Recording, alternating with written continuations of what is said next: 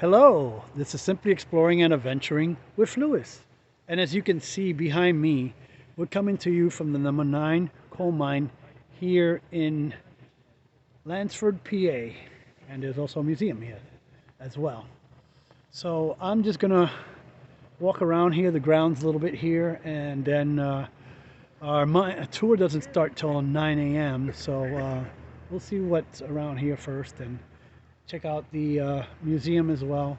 There's a few other YouTubers gonna be showing up soon. There's a few already here and other fans as well. So we'll see them as well.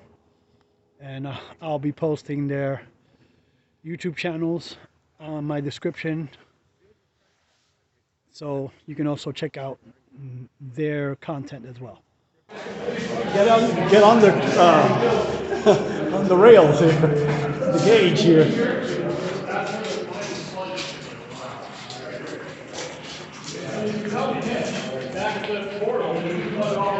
Yeah, these are the old.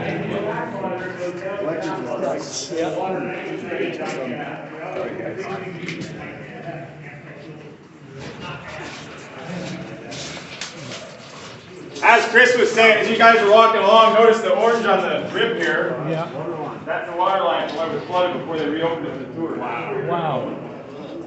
So that's how high the water line is in here. And he was saying, how did the Oh yeah, you can how see did it the opening of clearly. the tunnel? It was all the way to the roof.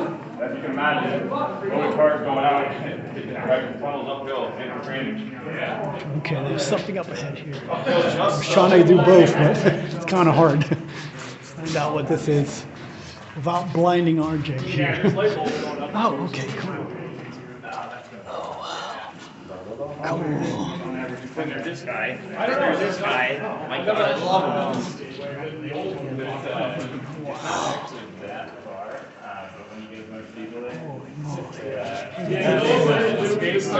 We're not going to send everybody at the same time. We're going to do like 5 at a time. Hey, Banks? Yeah. We're going to pass along. When we do this escapeway climb, Yeah. we'll let people. This is the escapeway, guys, that we're going to pass. This is where whoever wants to climb it in a little while, you get to go outside right here. Okay. So let's escape. Yeah, take a gander if you want, but look back at it. We'll do like 5 There's people at the a time actual. this time, instead of everyone at once. All right. That's the escapeway. Yeah, but We'll get to climb that later.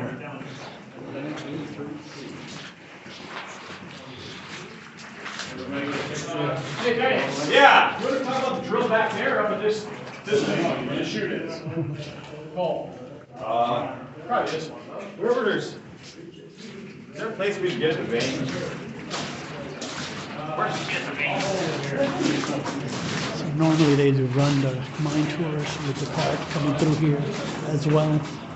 That begins at 11 a.m. This is a special tour, walking tour that began at 9 a.m. That Underground Miners Association is the ones that's hosting this.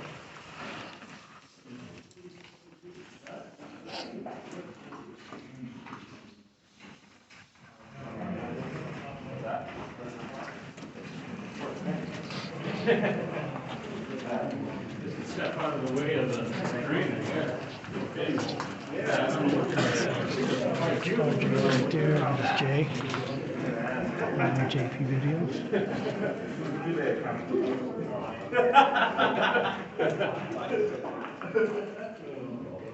But we all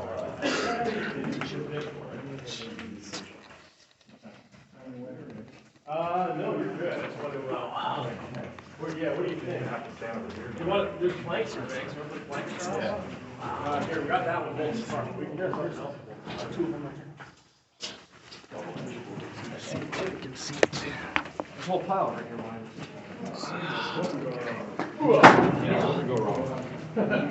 Remember that time Banks fell in the ditch? We got on camera. Seriously, remember we had a trigger pull him up? Oh! That time? Let's see. My waist in mud. Oh, wait, your hands are supposed to be at your side for this, right? Yeah. Okay, alright, I'll check myself. Who's got the drill? Okay! You got the drill.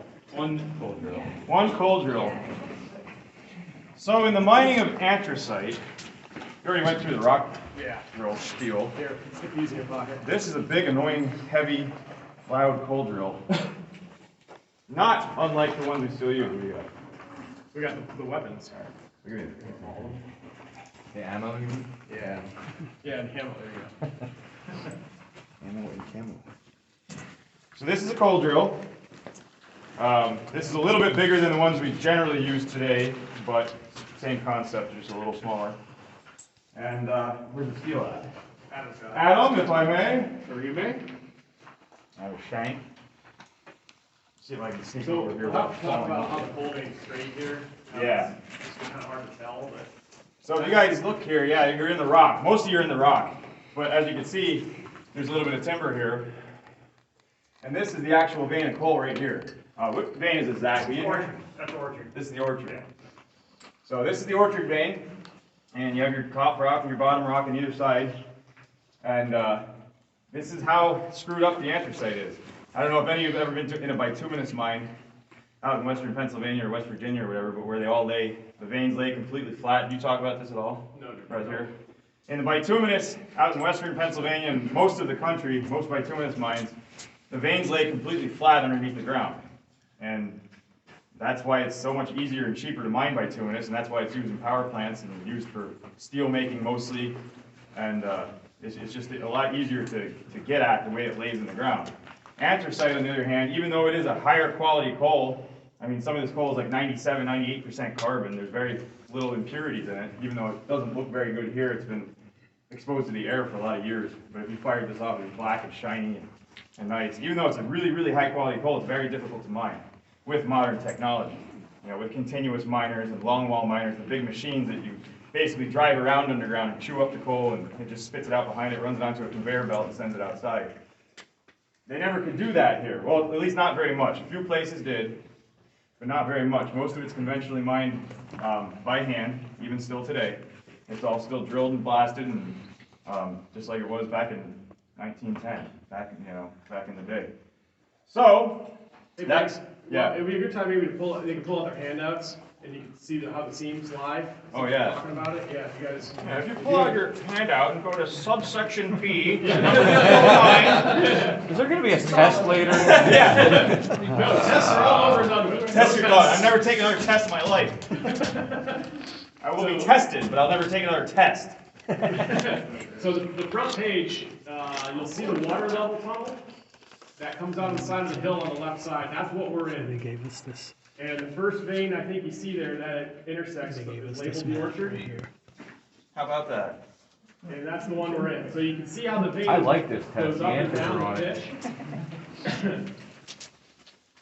So that's like the pitch of the coal. So if you can imagine it, we're looking at, it's basically this side view of the tunnel as we're looking at it right here. It's a cross section of the mine. You guys all understand that pretty much? Any questions on it? Is it really confusing? How do they track the paths of the vein?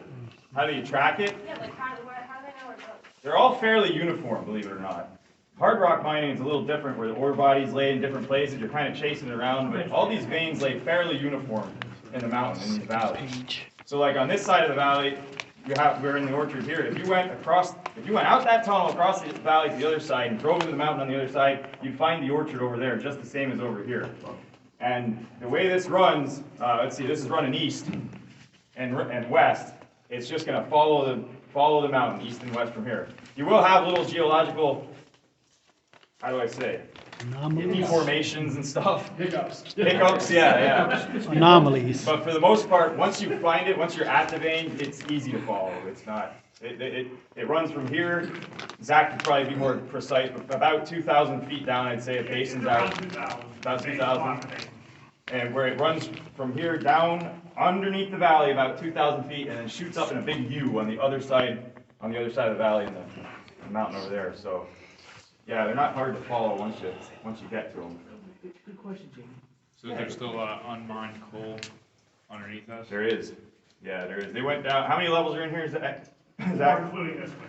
What's that? 4 including this There one. you go. 4 including this one, and we're at the water level, meaning the drainage level. They were pumped to this level. They heisted to this level to take cars outside. We'll get into that. But so there's 3 levels below us yet that they're mining in, And below that, it's all going to be virgin coal because there was just no way to pump the water economically to get the coal out. At some point, it just becomes too expensive. You're just too deep.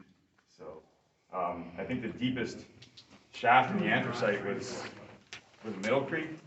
Yeah. 2,000, right around 2,700 feet, I think. 2,700 feet is the deepest shaft in the anthracite. And it kind of pales to a lot of the rock mines out west and stuff. Geez, there's some out west that are like 8,000 feet deep, the shaft. And down to the point where it's actually getting hot. It's actually hot underground. But I can get on that when we get over by the shaft. But anyway, the freaking coal vein here needs a drill stuck in it. So I have in my hand a drill, and this is a rotary drill. Unlike the jackhammer does rotate, but it's also a hammer drill. This is not. This is simply rotary. It's just run with a motorcycle throttle, style throttle right here, on off. Hook to air. They're all pneumatic. Harley or Yamaha? Yeah. This is a Suzuki actually. Actually, what is this? Either saw maybe. Yeah. They're all pneumatic. There was electric ones. As you can imagine, the problems with electricity, electric drills in here being so wet and stuff, and then cutting the cord. And you don't want to cut the hose, a pneumatic hose either. But pneumatic drills are just lighter and nicer to use. This is a shank, so you stick the shank in here. Actually, the shank's usually already in your steel. Go ahead and put the steel on. If I can reach. And I'm going to stick the nail through. This is just anthracite crude. This is just the way we do it. Stick the nail. There it is. I'm going to stick a nail through here. And I don't have a nail bender with, so I'm going to bend it over by hand just because.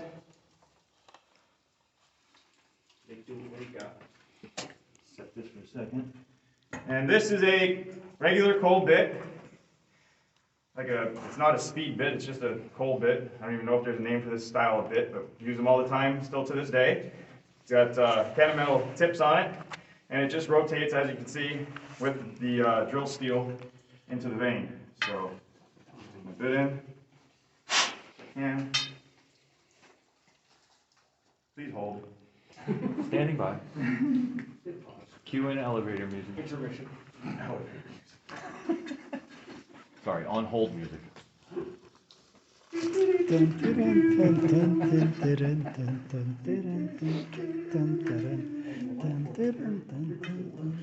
Yes. Yeah, I'm supposed to be watching somebody else do this, damn it.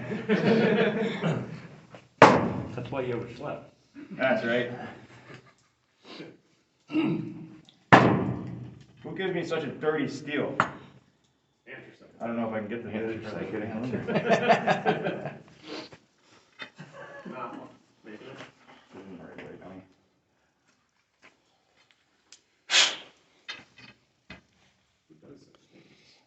know what? It's going to sit like that, I think. For demonstration purposes only. Yeah, don't try this at home. Viewer discretion advised. Watch your eyes. Anyway, you put the bit in your steel. These steels come in different lengths. This is a 4-footer. You get 5s, 6s, 8s. They come in all different lengths. And as you can imagine, this big heavy Mondo drill won't fall off this board yet. So you shank in your drill. It would normally be connected to an airline, and you start drilling your vein. You're going to drill your vein in a shot pattern because it's all blasted with dynamite. And it's heading like this. If I wanted to take, say, a 6-foot heading, I'd probably have 3 bottom holes, 3 top holes, and an opener or 2 in the middle here to blow this out. I don't know how to explain this really, but you want to have a. Did you go over shot patterns at all? Just with the rock a little bit. Okay. There wasn't a good face to talk about it on. If I was going to drill this out as a round, I'd take this drill, stick it into the vein. I'd drill out. I'd start with a hole here in the middle. I'd angle it just a little bit as a breaker hole, a little bit of a wedge hole, as it were. And what that does is that hole, once I load this all with dynamite, is going to go off first. The very first hole, boom, first shot goes off. And with a little bit of a wedge on it, it's going to shoot the coal out of the middle of the vein here. Okay, it's going to shoot a little plugger hole out of the middle. And then I'm going to go from there and put in relief holes around that.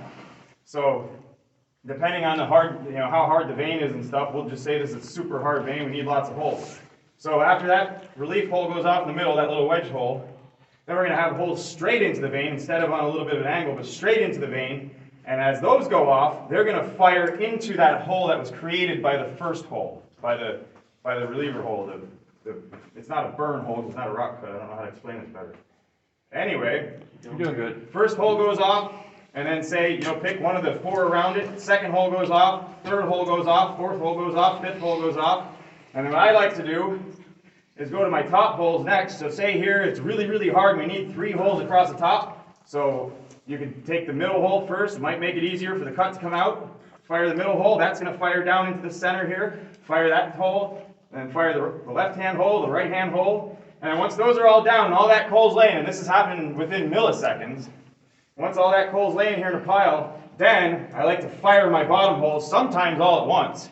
And what that does is it'll lift the pile out of the way. If you guys don't understand something I'm talking about, just stop me. What the hell does straight mean? Well, you could call it a shaft then. Well, right, yeah, just about. But this, from here on out, from the gangway on out as you drive, and you're going to drive up, like I said, and you're going to kind of create what looks like city blocks up above you, leaving your pillars and your chutes, and chutes turn into breasts, and then you have your headings going across. So your gangway level here is level with the track, and then you drive straight up, and you have another level above the gangway level, just like this. You're just above it. You would just be above it. Literally, you go up the chute and be walking above your gangway level. That's the monkey level, and generally your return airway level. And as you keep driving up, you keep having these different levels that go across. As you're driving, there's different lifts.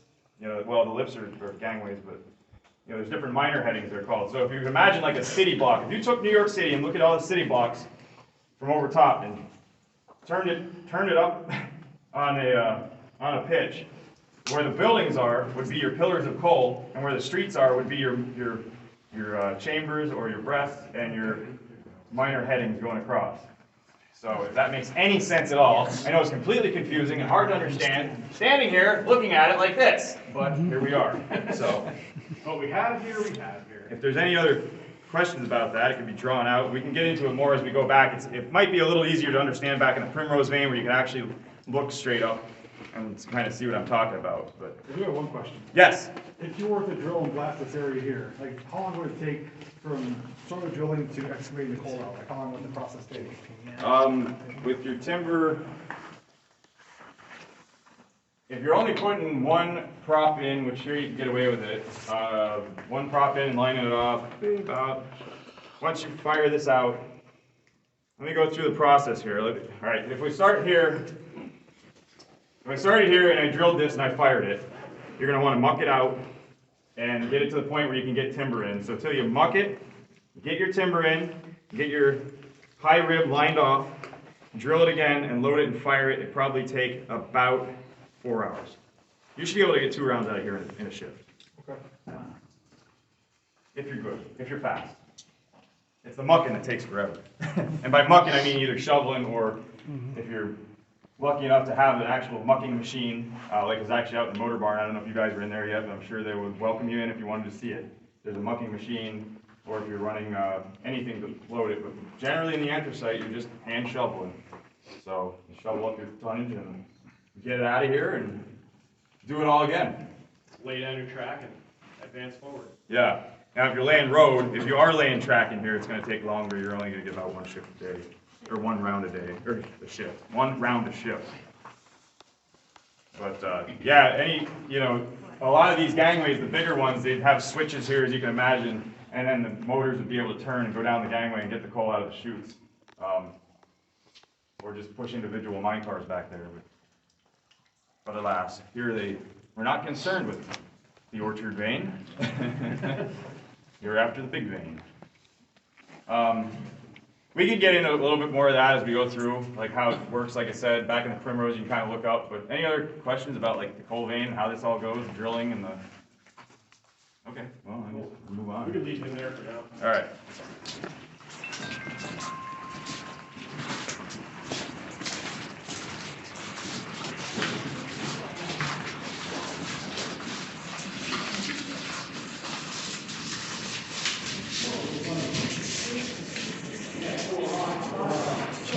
live Vivitar now and see how well that works. But hopefully you can see up ahead all these sites.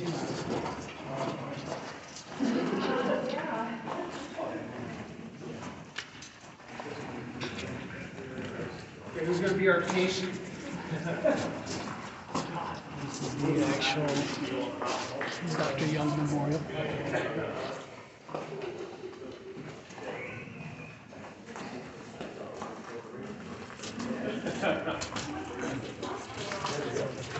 Hey, Zach, are you still back there? Zachary? To see that. Cool.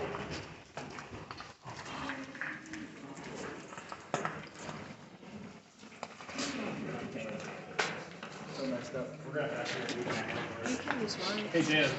Yeah. You want to go move that line motor back down the tunnel this way just a little bit? So towards this tunnel, yeah, and then line the switch for the tours. Yeah. You want to do your spiel in the hospital? I can, but it's kind of certain the cost as well. Oh, yeah, perfect, yeah. Dan's line the switch, and we can go around a little bit. Okay. Mine meeting. So, in the mines, there's also communication to outside. So, there's a phone here, Are we looking for the first tour? and Zach's going to be going up to give the tour, so. All right, if there is one, the cars are up on the siding of the museum, which should be good, but the lights are off in here right now, so if Bobby's around, just have Bobby turn the lights on. Okay? All right, if we don't, that doesn't work out fine. All right. Camera. Keep it in the tar. Yeah. Yeah. He's over for free. Oh, really? Okay. Only 6 people. Just, well, this is the dead time. Yeah, it is. We're only open for 5 more days. So if you guys didn't meet Zach yet, this is Zach. He's the caretaker of this fine establishment. It's a joy every day. Zach rose up the ranks Happy through our organization. He was nosing around the old mines with us in the long ago, and Don't make me sound old. It seems old now. we're all getting old. Oh, Zach was just a baby. I don't want to think about that. Yeah, and we were volunteering down here on the weekends. I hung out down here 2003 and 4 for a couple weeks, and then went and worked Pioneer Tunnel for a little while doing timber work. That's kind of where me and Adam and Banks started out. As not the Orchard Vein. When you first go in Pioneer Tunnel, you guys been on Pioneer Tunnel? Yeah. Yes. Anybody not? No, I haven't. Oh, cool. Okay, great. So Pioneer Tunnel, that has a whole bunch of timber in it, which is pretty neat. Every mine tour has its unique aspects of it. Pioneer Tunnel has a whole bunch of timber, which is really cool. But we were looking for something different to do than just run around the old mines. So we showed up down at Pioneer Tunnel, and they were looking for help timbering in the wintertime. They said, you guys want to learn how to timber? So we did. So we timbered that little orchard vein. When you first go in, on the tour goes past it on the right side. Yeah, we saw that. We opened that all up, and it was collapsed. Yeah, they actually that wasn't part of the mine. They drove that for the tour in the '60s. Oh, wow. They drove that and drove an escapeway out in one chute to use the coal to run the locomotive. So that was kind of cool. And then that was the tour because the tunnel was collapsed. If you notice when you go in, it has like a dip to it. Yeah. The tunnel was collapsed there, and then they cleared that out and then extended the tour back through. But what I was getting at is that after No.9 or after Pioneer, we came here and we were actually working both of them. We were working Saturday at Pioneer Saturday, and coming down here at No.9 on Sundays. And then Zach came down. We started doing track work. And then this project, which we'll get to that in a little bit. But then we worked here until the escapeway collapsed. Let's talk about that too. You'll get to that. And then we started working on trying to drive a new escapeway outside, and they said, you guys can't get a firing permit because you don't have miner's papers. We said, well, shoot, I guess we better go work in some coal mines. So then we stopped coming here. And Banks at the time had already been working in a bunch of coal mines by that time. That's when me and Mike A. Left and went to go work at John Brown's mine at Banks that we're kind of still at now. Worked there Fridays and Saturdays for 3 years, and then That was like 9 to 11 or 12. And then kind of stepped away from that and played with airplanes and got a business and did that. Everything else. Yeah, became adults, right? But now it's time to play again. So for the last couple of years, we've been going back down to the active mine and working down there a couple times on weekends and stuff. But in the meantime, this place was looking for a new operator, and Zach jumped in. Woo! So yeah, 2018, December of 18. Yep. So this is Zach's plane mine now. Yes, it is. We pushed all the bugs out of here and got better. It's got 2 bugs. That's how we got bugs. Younger ones. Better bugs. So Zach's going to give the little spiel about what this hospital is. He knows this and the history of this mine entirely better than kind of we do. So Better than kinda we do. yeah. Zach, what vein is this? Yeah. Zach, how many levels are there in here? Yeah, well, you should know that because it's the same vein farther down. No that shit. All right, well, I can give everybody a brief overview of the mine, and I'll get into the hospital here behind me. Now, as you saw when you were all walking in here, there are 2 dates up above our portal, 1855 and 1931. This mine was opened in 1855. That gives our mine, first off, 2 records that it still holds. This mine is considered the oldest continuously operated deep anthracite coal mine in the world. That record is held by the United Mine Workers of America. That's where that one comes from, with its 117-year continuous operational life. This mine is also the oldest coal mine you can tour in the United States. At 166, that's a nice little thing that we hold on to. Now, on the portal 1931, they did a lot of upgrading in this mine to extend its useful life, beginning in 1930. The first thing, of course, was the new portal 1931, concrete work, all the steel work that we're walking underneath. This was all part of a 1930s upgrade, just again, increase this mine's useful life. The mine did end up closing, though, in June of 1972. Last trip out of here was June 22nd, the day Agnes flood happened in Wilkes-Barre. That was the last day of operation of this mine. They sealed it off in the mid-70s, and it was not reopened again for the for restoration of the tour until 1995. So it had been sealed for quite a long time. As you all walked around through here, you probably saw the orange line on the wall. This mine was flooded for about 20 years. So that caused a lot of the silty road damage you see, all of the decrepit state of some of our inside buildings and the shanties. That just all from sitting in water. First tours in here were at the beginning of June of 2002. So next year we're going to mark 20 years of tours here. So at least we got it back in shape. But it's been a bit of a weird road here for No. 9.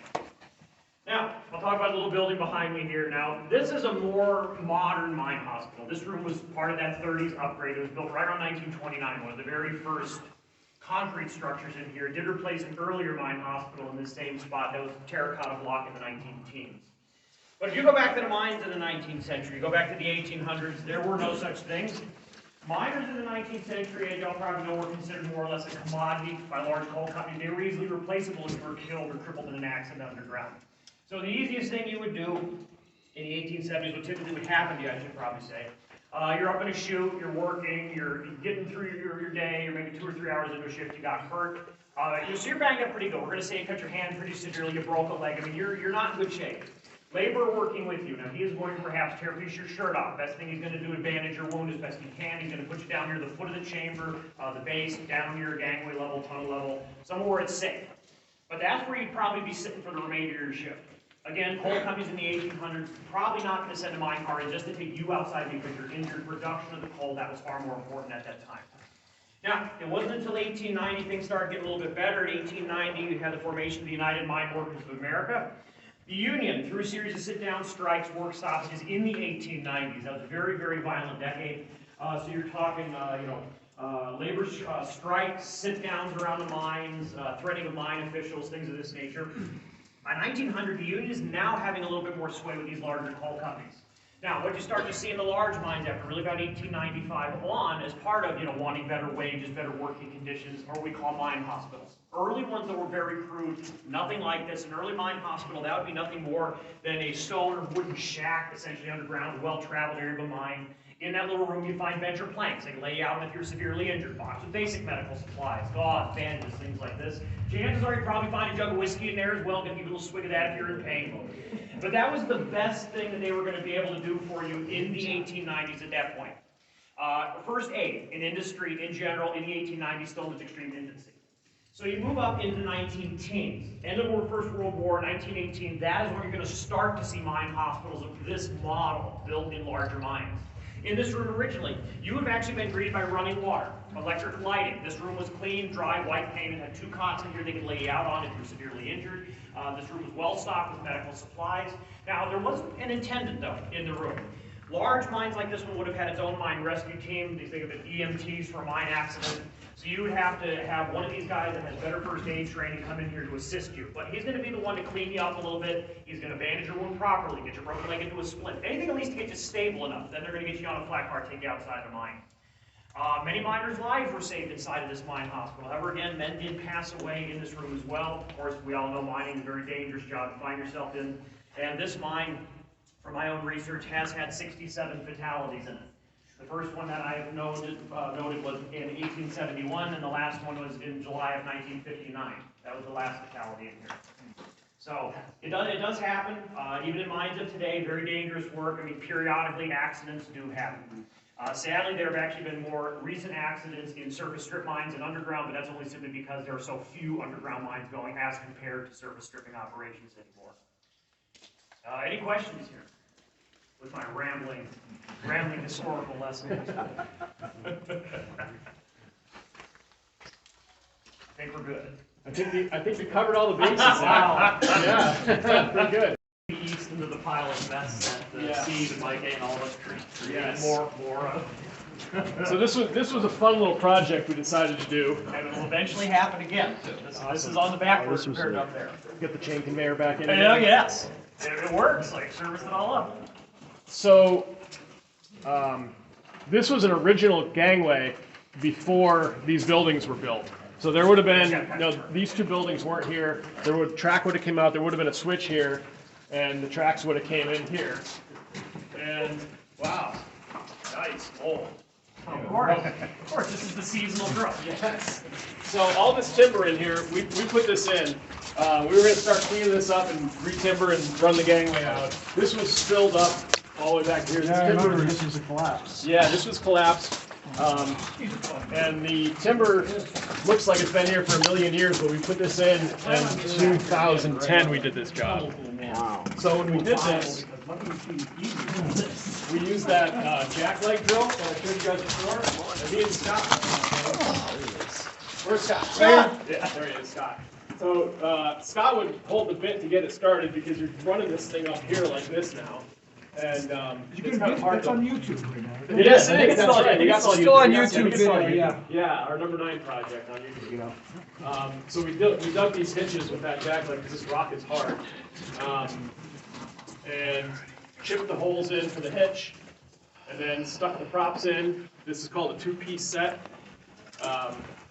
This top piece would be the collar. Even though it's, technically this is actually the top rock, this would be the top and this would be the bottom. But the way the weight's coming down, it's not so much pushing. Pitch mining, the way you do your timber work is, kind of condition specific.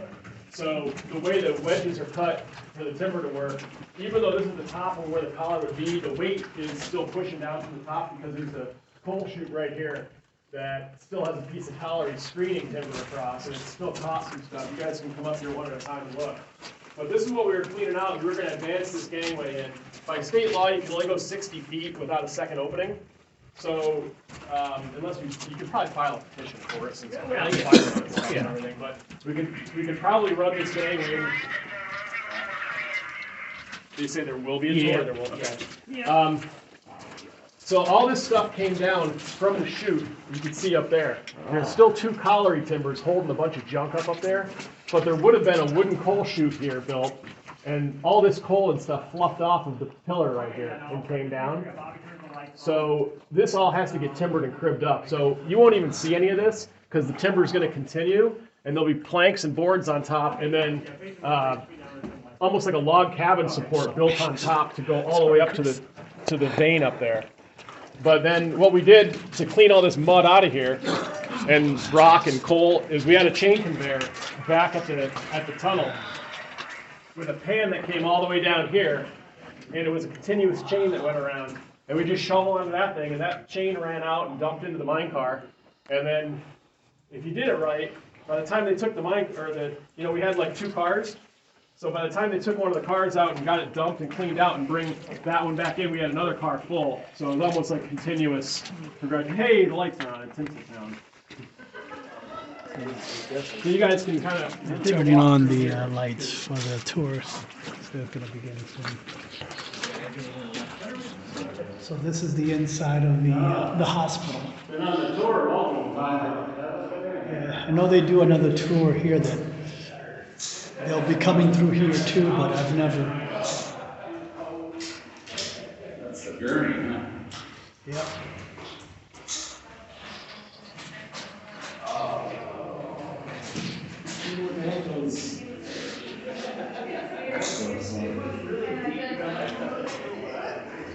Oops, sorry. Dan? I wanted my waist. Makes had a did everybody get to see the railroads that want to take a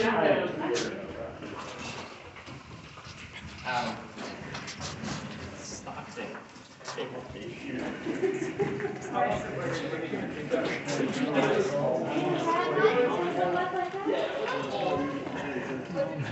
Following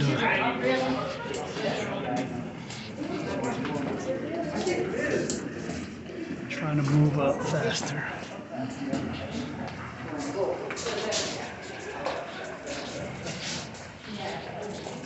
think I'm mostly going to do this video, as you can see, forward facing only, but eventually I'll have a few parts of me. Wearing my safety helmet here. More people coming behind me here. This was the escape way. So you can see that I'm here with you. Hope you enjoy this tour. I'm not sure how much I'm going to be able to. All right, guys, this is the original design. They cut the vein at an angle, so we went across the vein up like this for about 200 feet, and then there's a ladder that goes straight up for about 10 feet, and then it cuts back on itself this way. And then there is a tube and a ladder stuck in the ground up there that you go up the tube and outside.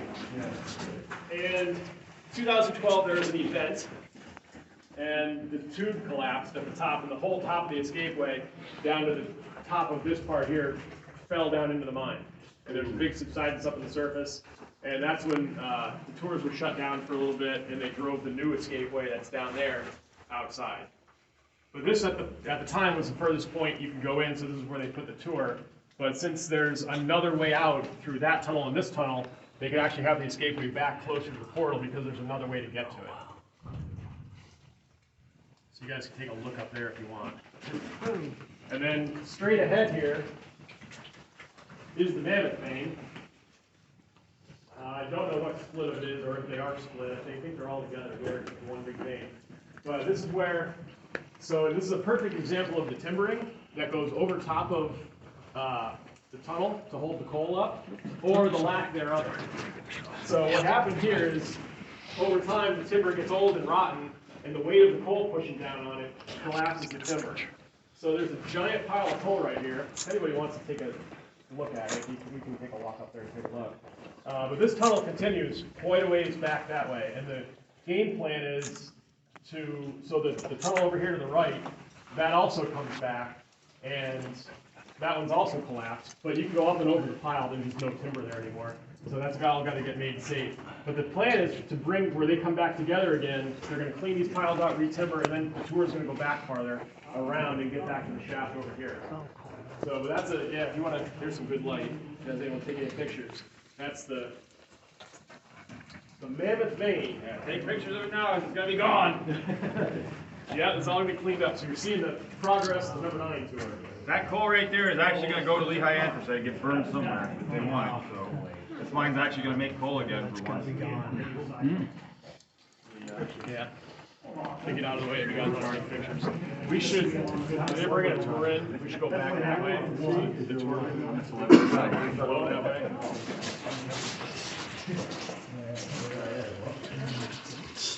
Oh yeah. Wow. Yeah.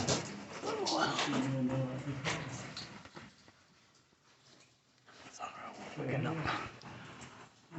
Slip down there. Oh boy. Yeah. Look at that thing. Can't hold that steady.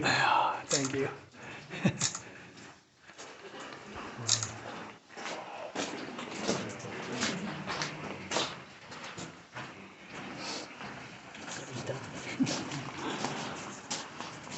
Alright guys, this thing is called the Go Devil. So this little track buggy here would sit on these inner rails right here, and they would use this to push the cars off. Well, I guess we're bringing This is full off. So when the loaded cars would come up from the lower level, so at this elevator shaft, they didn't bring the cars all the way outside. They brought the lower cars up to tunnel level and then took them outside to the breaker across the street when it was there. And this little guy would hook with this little hook right here on the axle of the money car, because they roll from gravity off the shaft. You can kind of see a little bit of a grade there. They roll from gravity to here, and then they use that little thing with the hoist. There's the hoist and the cables go around and turn. You can kind of see there's a pulley here and here. They would pull that little Go Devil back and forth on this inner track, and that would move the mine cars ahead and keep loading them up into a train, and then the motor would come in from the outside, grab the train cars and take them outside. That's what that little neat little guy is. So there's the elevator shaft in number 9. So we'll take a walk up that way.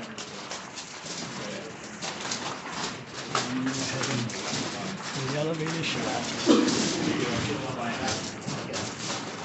That's a long part. Yeah.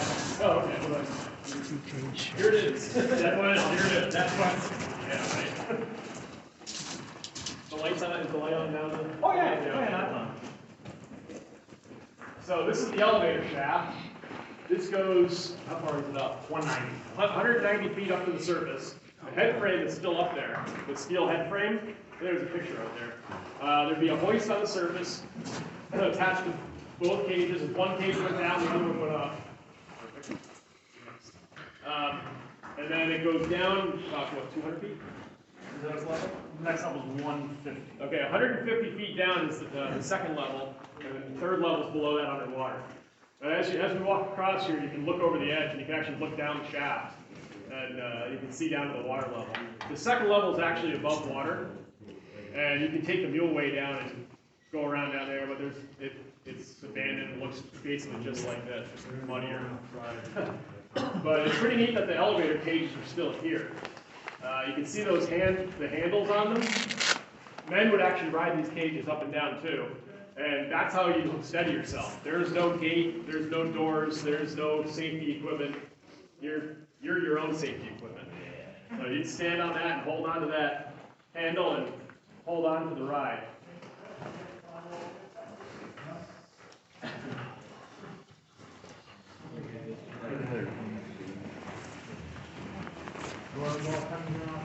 February 60, 1960. No. But since you got that there.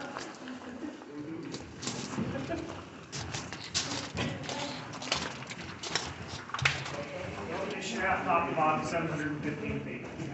Top to bottom. The surface is very long. Yeah. So he just mentioned from top to Yeah, bottom, the fourth level 750 is feet. 750.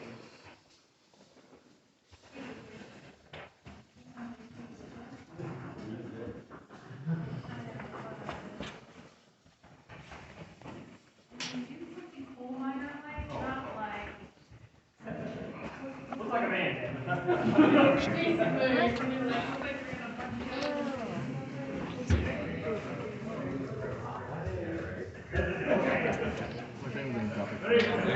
Looks like Frank. Well, Frank's name.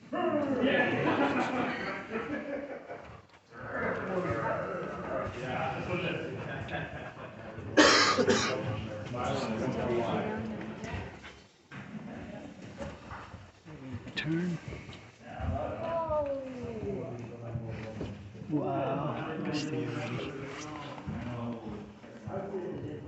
That's cool. Wow. Wow, holy crap. There's the actual water. Oof, yeah. There's the actual water level. There's an old mine cart here. You're fine.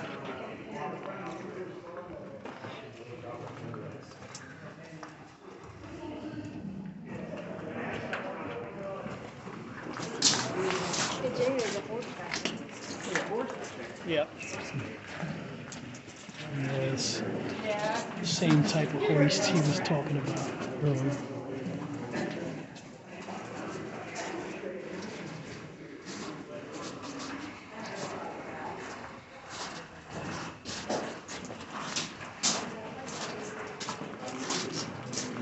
This is 1938.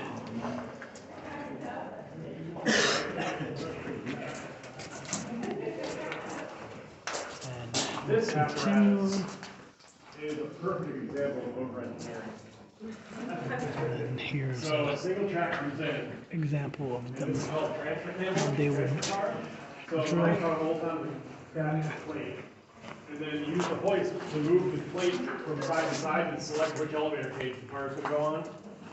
And they bring the empties on this side. So they bring them down, when they bring the empties back in the tunnel, they go back down the tunnel this way to that Y that I talked about way back there. And they bring the empties here and line them all up. And then they'd send the empties down one shaft cage as the other one was coming up with the loaded car. So the loaded car would go off that way. The empties would come on this way. And then this dude would sit here with this hoist and move the transfer cable back and forth to decide what cage it's going to go to. Why they didn't put a switch in the track, I have absolutely no idea. This whole thing is a perfect feat of over-engineering. It does. Dave, do you have any thought why they may have done that? Union job. Yeah, yeah, perfect. Well, I guess. Yeah, right? You said it's over-engineered. Yep.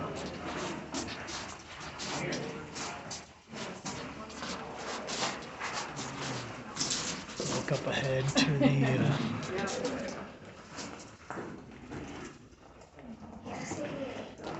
now I know the regular mine tour comes this way too as well. There'll be another, and as you can see, these are the millways right here. As you can see, it says millway, so the mills will actually come into the mines this way.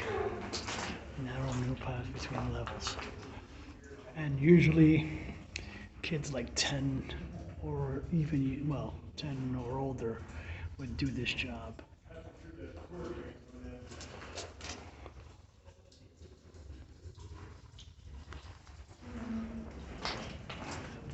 Back this way until they take us to the rest of the tour as well. Oh, he's coming now, so.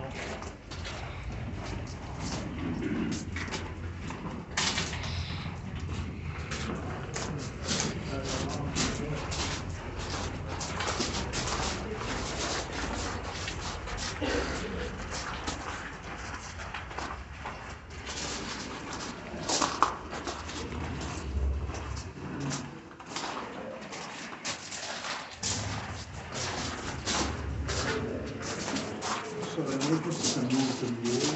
Yeah, the mules wouldn't go out. They wouldn't get on the elevator cage.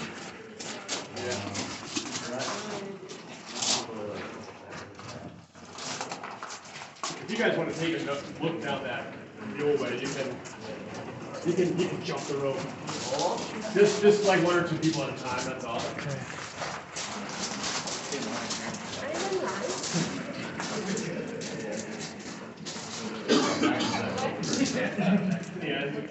Yeah. So this is just like the other tunnel, they parallel each other.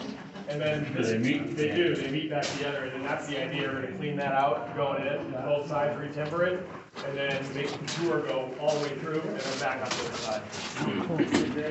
Last time I was here, Yeah, there's it's summertime. It was,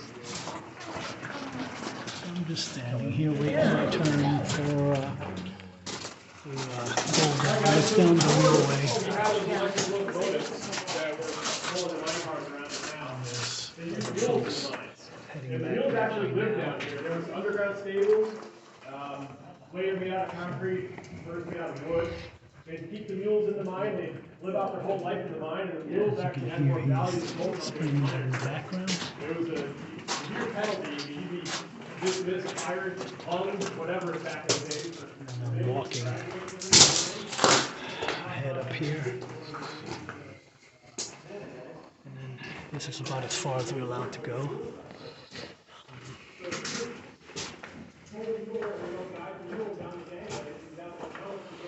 I can see anything more down further. With my light, it's just foggy, but it's hard to see a little bit.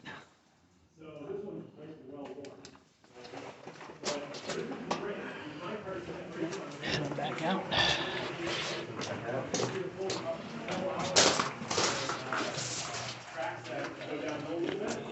So if you have to go race on, you don't want a pull car that, could weigh 5 tons to pull to run the mule over. So you would actually take this spread and stick it in the spoke of the mine car wheel. That would roll around and lock up against the frame of the car, and it would lock up that wheel. So I think we've got videos of that in our spragging games too. But so, these things would get rolling pretty quick down the gangway. This guy would have to run back along here and shove that in the spoke. Well, as you can imagine, that's very dangerous. A lot of kids lost their arms, got killed, trip and fall under the mine car. Very dangerous. The other part of this thing is that, a lot of guys would, if you got to get the mule going, you give them a whack on the rear end with the sprag. Well, the mule remembered that. They were kind of spiteful there. So whenever you walked along between the rib, this is nice and wide here, it wasn't always wide. Whenever you walk between the rib and the mule, you always walk with the sprag sideways like this and hold it in front of you. Because what that mule would do is he'd know you were going through there and he'd pinch you against the rib and he'd hold you there. So if you had the sprag here and he tried to pinch you, the pointy end of the sprag would stick him inside and he'd back right out. Or so the stories go. Yeah, that's the... I don't know exactly what year they stopped using mules. It was probably in the 20s, 30s. What do you think, Scott? You could actually use the mules up in the 1960s, but you had to every day you had to take them out of the mine. You couldn't leave them in the mine. Wow, okay. Yeah. Chris, when we restored the mine cars back in the day, the first time, Yeah, right. what was our favorite game to play? We played spragging games. When we laid down how many feet of track? We laid down 800 feet of track in my dad's backyard, white helmet here. So we laid down 800 feet of track, and we had spragging games where 4 of us would get on the back of the mine car and push that sucker as fast as we could go.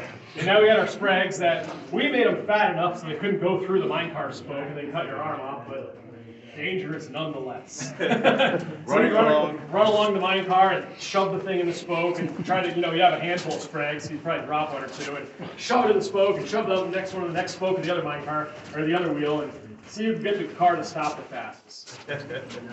Some kids went out in the woods and drank beer and partied and re-spragged mine cars in Dad's backyard. So those mine cars actually are all rotten and falling apart again, so now we're restoring them again. And yeah, thanks for your donations and coming on the tours, because that's where it's going, is to restore our mine equipment yet one more time. It's the funny thing with wood stuff is that, especially when it lived outside, it all rotted away. But now we do it again. You guys have any questions on the mules, or you guys have anything else to add about it, or? Keep going. Yeah, so this is the 101 tunnel, it's called. The one we walked down where the hospital is the 100 tunnel. These two parallel each other. And you notice when we came in, there was a split in track, and the tour comes to the right. And then there's the staging area, and then there's the shaft, and then this continues. And then The 100 tunnel continues that way, and then these meet up again. And they're both collapsed at the same place as the timber and the Mammoth. But the reason, I was telling these other guys earlier, the reason for this tunnel is when they put the shaft in, they bring the empties, they take the coal out the shaft and out the tunnel, then they bring the empties back down the 100 tunnel, and then back down this way, and all the empties would roll this way into the shaft through that feat of complete over-engineering transfer table car that moves side to side. Why they couldn't have just put a switch track there, I don't know. But they have that whole apparatus, and the empties would go onto the elevator cages there to get sent down the cage. So as one cage was going down, the other one would be coming up, and the empty would be going down, and the loaded coal car would be coming up, and they take them out the tunnel here. They never actually took, I mentioned this earlier, but they never took the coal up to the surface here. The coal never went out to the head frame. It's up on the top of the mountain, which you guys are going to see in just a little bit, whoever's brave enough to climb the escapeway. But they took the tunnel out, or the coal out to this water level tunnel, and then across the street to the number 8 breaker. They made that because they wanted to be different and stand out from the rest of the mine. That's right. Well, Dave said it because it's a union job. There you go. Good answer. I would like to add that everything he says about the spragging is true, because I had 10.5 acres, and about 8 of it was this farm field that was nice and level. I built this house on it, and I worked so hard at getting grass to grow in the field, and then there was a tree line behind it, and he says, "Dad, I want to put some track down and put a mine car on it." And Banks is with him. I say, okay, no problem. But didn't 800 feet? And did he ever come around to try to cut the grass around all those ties? So that's a case of go big and go home. But it was great. That's all on YouTube too. It is. Yep. Where's Rossi? He was there for that. Yeah, the original Adam Z was there for that one.